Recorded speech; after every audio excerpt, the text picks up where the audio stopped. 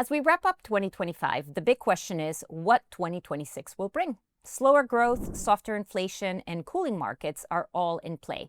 So, is this just a reset or a warning sign? I'm Johanna Bota, and joining me today to break down the global outlook for 2026 is Alex Ridgers, Global Head of Retail Dealing Desk at StoneX. Welcome, Alex. Hi, Johanna. Can you believe this is going to be our last interview for the year? Very exciting. I want to start by asking you if you could describe the year 2025 in one word, what would it be? Well, that's a difficult one. Can I have one sentence? You can have a phrase. Okay. Go ahead. I'm going to say chaos cushioned by falling interest rates. Wow. Okay, I like it. It's sort of padded and sort of stopped the worst effects of Trump. Starting strong. So what do you think as we close 2025, what is the global outlook for 2026? Well, generally, it's a bit of pessimism, really. We're talking about slower growth rates, lower inflation, which I suppose is good in some ways, and that's feeding through to lower rates. So a lot of the time when central banks, and we talk about what they're doing with interest rates, there's a long lag, and often they react too early, too late to pull back. And I think in recent times, and certainly in the last month or couple of months, we're seeing the effects of the high interest rates. You know, that may have been put in place 2 years ago, but now we're seeing sort of greater unemployment in the UK. Non-farm payroll growth is pretty low, and I think a lot of that sort of European demand and US demand is feeding through that China isn't the growth engine it once was either. So general pessimism then, which is not your usual outlook. No, very much so. And I think it's that end of year. It seems like things are sort of coming back into balance a little bit. So we've seen the Nasdaq futures come off from 26,000 to 25,000. And again, the S&P is down, but still remains sort of relatively high. But it feels almost like there's been this sort of pause since August where almost the markets have decided that, okay, look, we've got rid of a bit of that exuberance has been cut out. And looking at other assets, it seems like that exuberance is sort of gone. You know, we in commodities, like the World Bank is predicting a sort of general 7% fall in commodities. And Bitcoin's been a really big player in December.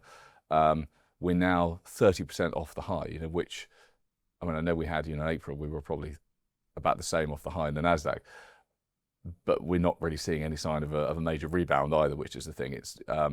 So it just, as I said, it feels like that sort of irrational exuberance, I think as Greenspan once said, it's sort of just been taken out of the market a bit. So we're, almost probably in a good way, getting to sort of a sensible end to the year. Okay. So what interests you in 2026? Well, I think I've talked about before when we've now got this gap between, we've just had a US rate cut. We're not going to see another one until probably April. Right. I think we've still got 2.5 cuts planned in the US. So again, the rhetoric of 2025 has said, we've talked about rates non-stop. That's still there. But with this little bit of a pause, I just wonder if this is an opportunity, to break the correlation we've seen of markets to rates. And when we're talking about what's going to break, what's really going to change, the Bank of England cut today, but there aren't any cuts in the near future predicted. The ECB, I think, is about to announce, but it's pretty much certain there's going to be no change, and there's no change all year predicted. Whereas, as I said, with 2.5 cuts to come out of the US, very much looks like, or to me, so everyone can have their own opinion, that the dollar is overvalued. There's just a chance. Well, we've got this window of no rate cuts to go. Well, where should the dollar be sitting? Yeah. The dollar seems very strong, and actually, on that point, the 30 and 50-day volatility of the dollar index is just about to break to its lowest level since 2021. So we're seeing this idea that the markets have almost ignored the dollar and it's just going to sit there. So for me, that's the one to say that could be the breakout. Okay, so then following that, are there any countries or sectors that seem like good value to you right now?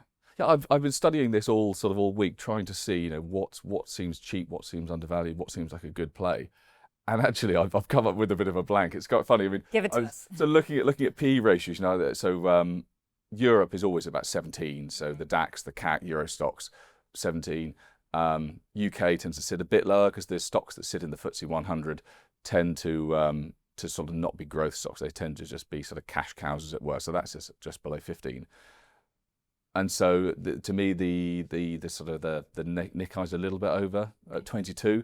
We've cut the Nikkei has had some correction, but again, it feels like a bit closer to Germany was probably right for Japan, and the US always has way higher PE ratios at sort of 25 for the S&P, over 30 for the Nasdaq. So in that sense, everything seems sort of strangely in line. And so, and I think what we're seeing, and I think this is again what I see almost as the main trend for 2026. Is the idea of most things are pretty static and stable, and it's finding the individual bubbles. I mean, obviously, that it's very easy to come and say, oh yeah, just find the bubble. Yeah. But like today, we've got Micron Technologies up 12% overnight. So they make RAM, and so of course with the drive for AI, for servers, server farms, etc., the price of memory's just gone through the roof. So that's almost. So from a value perspective, I see pretty much everything in line. As I said, this sort of correction we've seen in December, it seems to have just said, right, okay, everything's on a sort of solid, stable footing, things where they should be, to wait and see what happens in 2026. Well, then what's your trading strategy for 2026? Well, I think, this is it. This goes back to the idea of everything seems pretty stable. Yeah. And I think this goes for many things. I think for long-term investors, you see it a lot in people with their pensions and their funds and their SIPs and their 501ks. Don't sit in things that aren't moving too long. If you're not going to find every bubble, don't bother finding every bubble. But if you're not in a bubble, if you're sat in a stock that is just going to stagnate, get out of it, get into something else, put it into something that's going to make your money work, if you see what I mean. There are sometimes when we're talking about value investing that the best thing you can do is just spread your sort of money wide and just sit and hold. But it seems at the moment, the world is being just driven by these little pockets of money pouring into things, and that then having knock-on effects to other things. So it's almost like try lots of things, get out of them when they're not working. And I think and then the working in spoken like a true trader. Exactly. And working in the retail space, I think this the sort of secondary point to this, which is always the thing, is run your profits, cut your losses. What we're seeing these big trends that are surprising everyone. Who would think that Tesla's PE ratio would be 330? When it gets to 200, you're like, I'm selling that, but it keeps going. So run your profits. These are big trends we're seeing in unique individual sectors when they start, and then if they're not going your way, get out.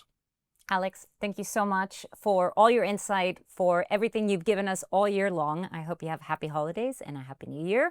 And thank you to everybody that is watching. For more financial content, don't forget to like and subscribe to our channel.